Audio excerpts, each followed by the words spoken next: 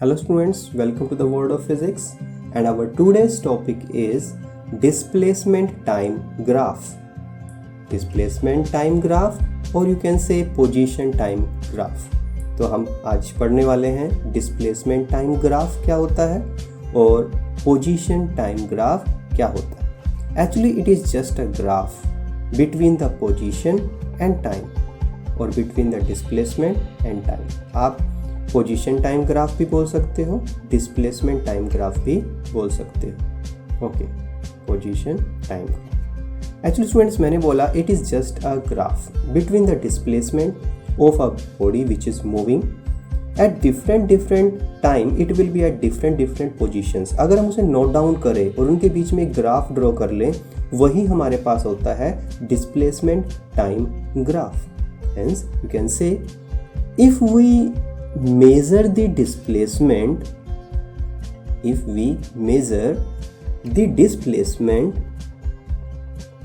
with respect to some reference point, if we measure the displacement with respect to some reference point, हम जो calculation करने वाले हैं वो किसी रेफरेंस पॉइंट से करने वाले हैं. Reference point of a moving object at different times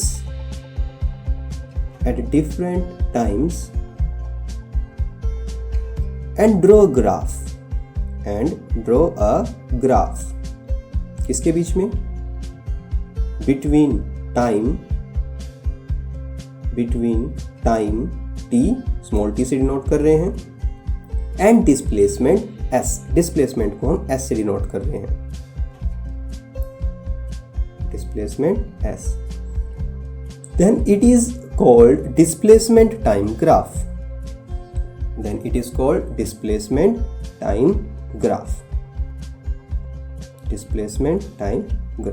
okay student, this is the displacement time graph. इसे आप बोलते हो डिस्प्लेसमेंट टाइम ग्राफ. ग्राफ बनाया हमने किसके बीच में? टाइम के बीच में और डिस्प्लेसमेंट के बीच में. इसे आपने नाम दिया डिस्प्लेसमेंट टाइम ग्राफ. तो एक ग्राफ हम ड्रॉ करके देखते हैं किस तरह से हम डिस्प्लेसमेंट टाइम ग्राफ ड्रॉ कर सकते हैं. Consider this is y axis and this is x axis. Okay students, x axis and y axis. X axis and this is y axis. Now हम x axis पे को time axis consider करते हैं. इसको हम टाइम एक्सिस कंसीडर कर रहे हैं. This is time axis. और y एक्सिस को हम डिस्प्लेसमेंट एक्सिस कंसीडर कर रहे हैं. This is the displacement axis.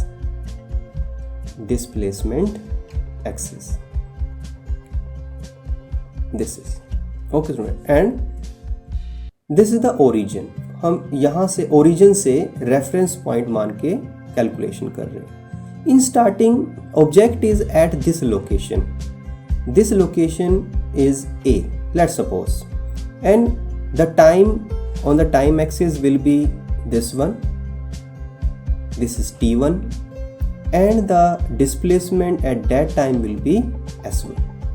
Okay students, तो जो A पोजीशन है उस पोजीशन पे जो टाइम है वो T1 है और जो डिस्प्लेसमेंट है वो S1 है. Now after some time you are at the location B location. This time is T2 and this displacement is S2. तो from initial point, that is from reference point, you are at that distance S2. Okay students, if I want to draw the graph, अगर मैं इन दोनों points को मिलाकर एक line draw कर दूं, ये लाइन ही हमारा ग्राफ है. that is the graph. इसे ही आप बोल रहे हो displacement time graph. This graph is called the displacement time graph. Okay students, कितने टाइम के अंदर T2 माइनस T1 कितना डिस्प्लेसमेंट हुआ? S2 minus S1. सम नोट पॉइंट्स वेरी इंपॉर्टेंट, क्योंकि यहाँ से क्वेश्चन बनने वाला है.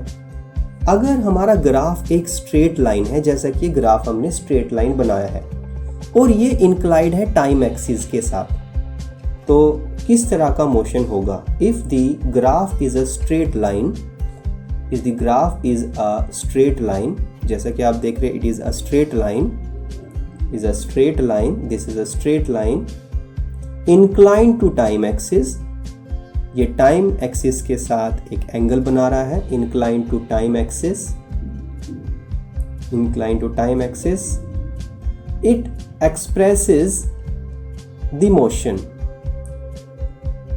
एक्चुअली अगर हम बताना चाहें कि ये गिवन टाइम इंटरवल में, this is the time interval, this one, and this is the displacement s2 minus s1, तो इसने गिवन टाइम इंटरवल में s2 माइनस s1 डिस्प्लेसमेंट की है a से b तक आने में, that is t2 minus t1। आप डायग्राम में शो कर सकते हो।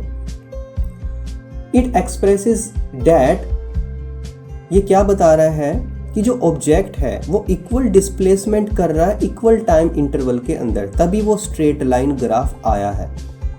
expresses that the moving object is being displaced, the moving object is being displaced equally, being displaced equally, वो बराबर बराबर डिस्प्लेस हो रहा है in equal time interval, in equal time। Okay students, अगर वो इक्वल डिस्प्लेसमेंट कर रहा है इक्वल टाइम में, तो ऐसे मोशन को आप uniform motion, that is uniform velocity बोलते हो। आप अगर वेलोसिटी कैलकुलेट करना चाह रहे हो तो आप वेलोसिटी को बोलोगे उसकी uniform velocity. In other words the object is moving with a uniform velocity. अगर इक्वल डिस्प्लेसमेंट हो रही है इक्वल टाइम के अंदर, तो उसकी वेलोसिटी कैसी होगी? उसकी वेलोसिटी होगी uniform velocity. This is the concept. Okay students, अगर ग्राफ एक स्ट्रेट लाइन है inclined to time axis, it expresses that the object is moving equally in equal time, equal displaced in equal time. This is uniform velocity, इसे आप uniform velocity बोलते हो। अगर आपके पास question आ जाए यूनिफॉर्म वेलोसिटी के लिए ग्राफ बनाओ, तो इस तरह का ग्राफ बनाओगे, straight line inclined to time axis. Next graph की बात करते हैं।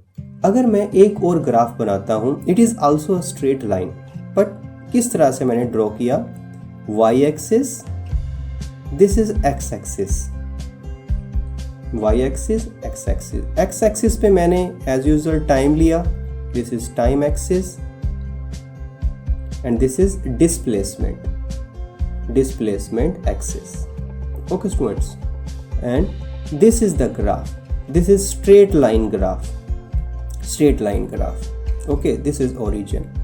स्टूडेंट्स, ऑब्जेक्ट का जो डिस्प्लेसमेंट है हर एक टाइम पर सेम है, ना तो वो आगे जा रहा है ना वो पीछे आ रहा है, दैट इज हर समय वो एक ही डिस्प्लेसमेंट, एक ही पोजीशन पर है, यू कैन से। अगर वो एक ही पोजीशन पे है, इसका मतलब इट इज एट रेस्ट, वो मूव नहीं कर रहा है। तो आप कह सकते हो इफ द ऑब्जेक्ट या if the displacement time graph is a straight line, if the displacement time graph is a straight line, is a straight line, straight line parallel to time axis। Students, अब की बार मैंने word use किया है parallel, parallel to time axis, parallel to time axis, then the object is at rest. तो object क्या होगा? Rest पर होगा, then the object is at rest, और you can say its velocity is zero. अगर object rest पे है तो उसकी वेलोसिटी क्या होगी? और इट्स वेलोसिटी इज जीरो। तो आपसे ये क्वेश्चन भी पूछा जा सकता है, अगर ग्राफ स्ट्रेट लाइन है पैरेलल टू टाइम एक्सिस है तो वेलोसिटी कितनी होगी? जीरो, और ऑब्जेक्ट किस पे होगा? रेस्ट पे। Straight line parallel to time axis, ये बात याद रखनी है। Object will be at rest और वेलोसिटी विल बी जीरो, उसकी वेलोसिटी जीरो होगी और ऑब्जेक्ट रेस्ट पे होगा। ओके स्टूडेंट्स, नाउ बात करें, एक और ग्राफ बनाते हैं। अगर मैं ग्राफ को कुछ इस तरह से बनाऊं, same x axis y axis ले लेते हैं, x axis and y axis. अगर मैं एक्स एक्सिस पे टाइम को शो कर रहा हूँ और वाई एक्सिस पे अगेन डिस्प्लेसमेंट को शो कर रहा हूँ, और जो मैं ग्राफ ड्रॉ करने वाला हूँ वो एक कर्व में ड्रॉ कर रहा हूँ। ग्राफ इज अ कर्व, ये कर्व में शो कर रहा हूँ। तो it means the object is moving with non uniform velocity. You can से unequal displacement in equal time और equal displacement in unequal time. If the displacement time graph of an object is a continuous curve, अभी हमारे पास किस तरह का graph है? continuous curve का graph है, continuous curve. Then it means that the velocity of the object is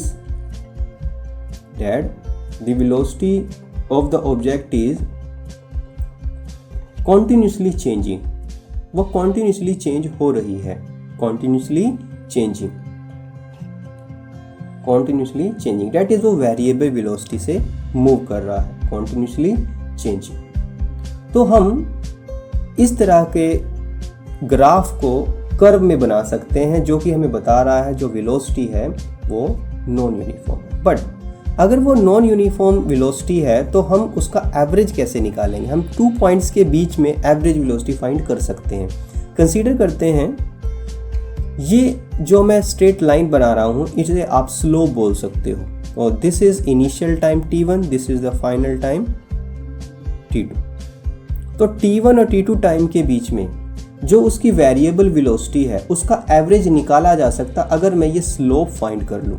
तो जो ये मैंने ग्राफ बनाया है इसका स्लोप ही हमें एवरेज वेलोसिटी की कैलकुलेशन देगा। The slope of the line joining any two points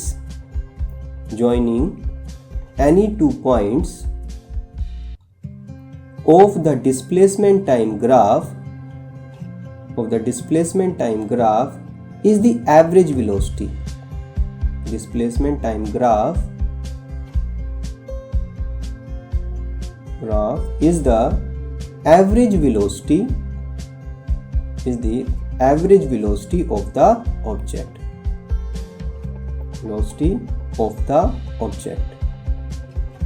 During the time interval, हम उस टाइम की बात कर रहे हैं जो हमने 2 पॉइंट्स कंसीडर किए हैं।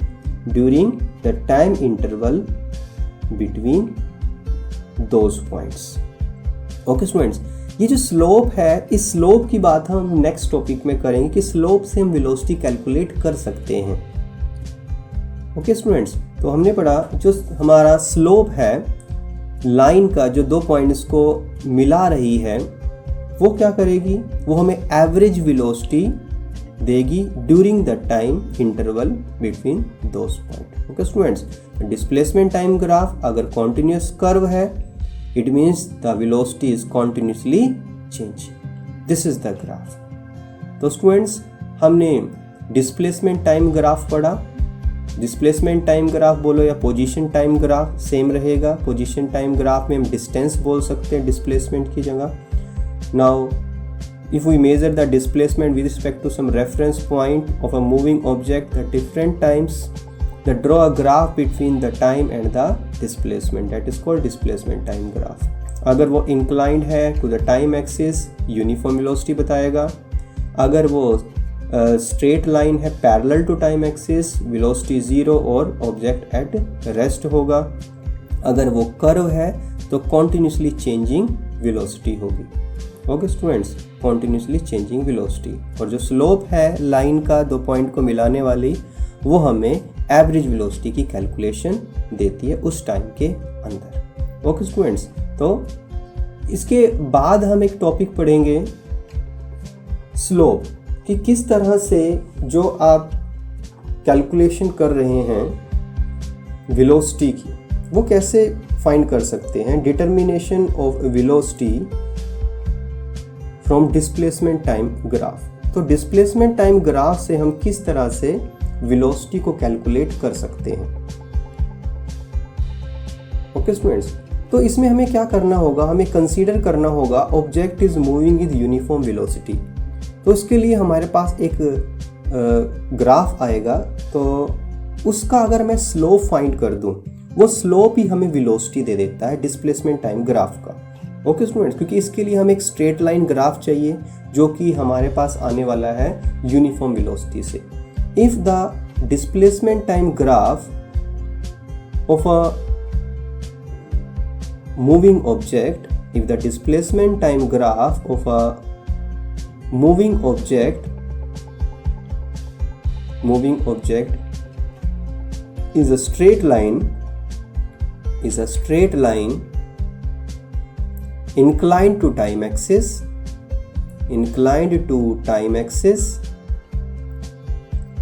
then slope of this line, this is important concept, then slope of this line with the time axis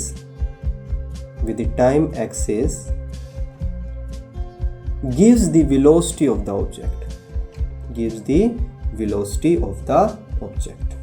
तो उससे हमें वेलोसिटी मिल जाएगी। हमें सिर्फ क्या कैलकुलेट करना है, स्लोप कैलकुलेट करना है। Okay students, displacement time graph अगर स्ट्रेट लाइन है, इंक्लाइन टू टाइम एक्सिस है, then slope of the line with the time axis gives the velocity of the object. हमें ऑब्जेक्ट की वेलोसिटी मिल जाएगी, सिर्फ हमें कैलकुलेट करना है स्लोप। फॉर दैट हम एक ग्राफ ड्रॉ करते हैं।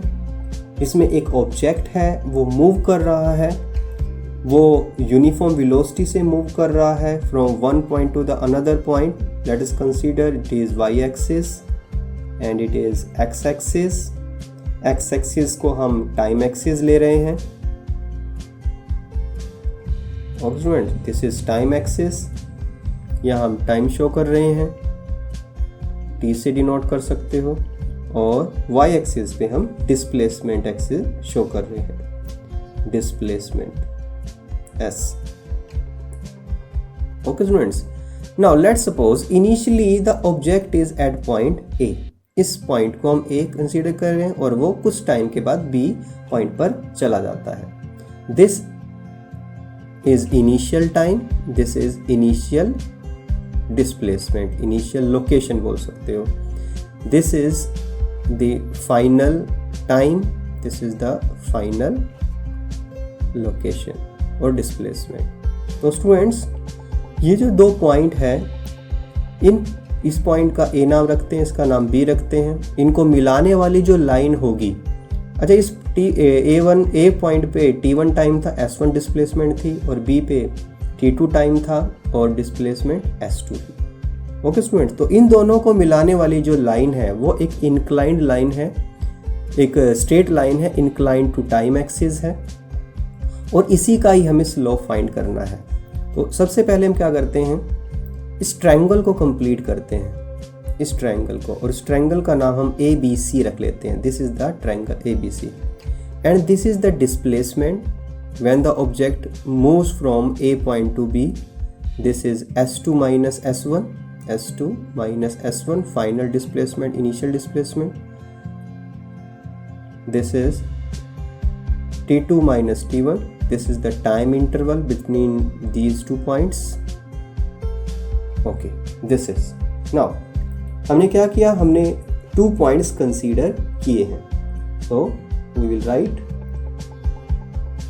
for this 2 points A and B are taken. For this 2 points A and B are taken on the straight line,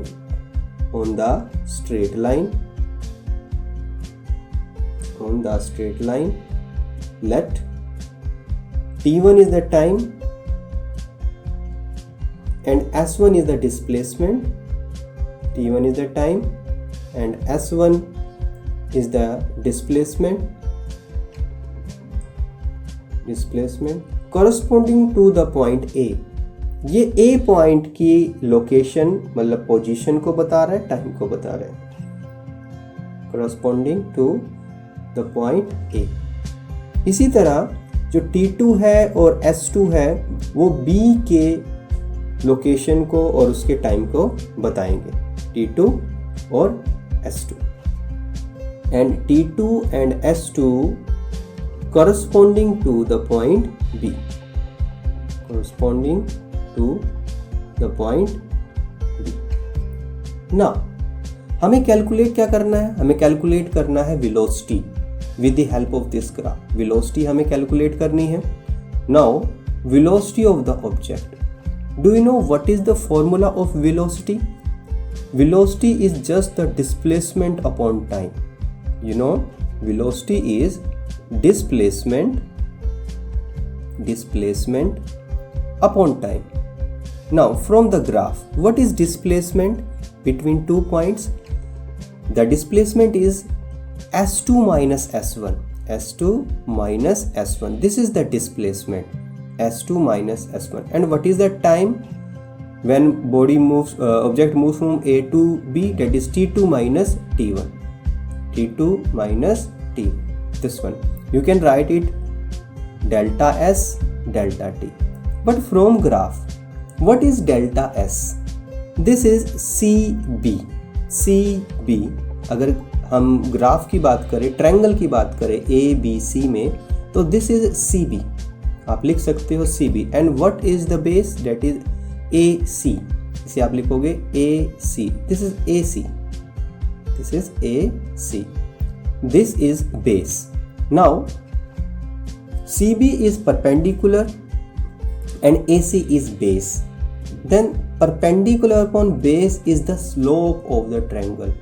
अगर हम किसी भी ट्रायंगल का स्लोप निकालना चाहते हैं तो हम एक रेशो करते हैं perpendicular upon base, CB upon AC. This is slope, perpendicular upon base. तो हमें यहाँ से tan थीटा मिलता है जिसे हमें स्लोप की कैलकुलेशन मिलती है. That is the slope of the graph line with time axis. इसे आप slope बोलते हो. Perpendicular upon base is the slope of that line with the time axis. Hence जो slope है वही velocity की कैलकुलेशन है. Hence you can write the velocity of uniform motion. Hence the velocity of uniform motion equal to the slope. Velocity of uniform motion equal to the slope of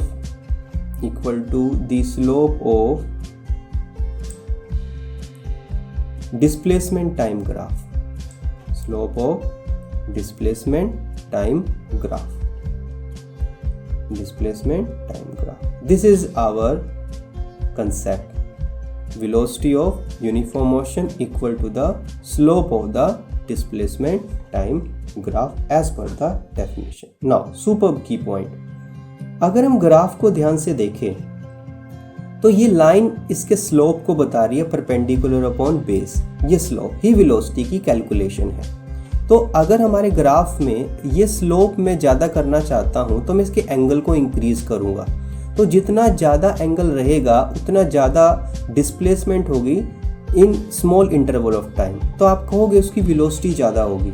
तो greater the slope of the displacement time graph, greater will be the velocity. Greater is the slope of the displacement time graph, greater will be the velocity.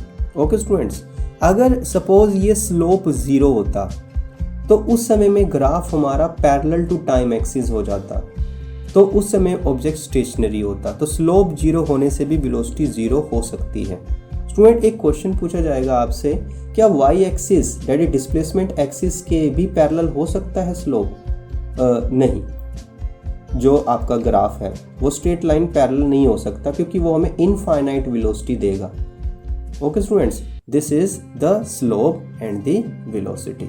Hence determination of velocity from displacement time graph.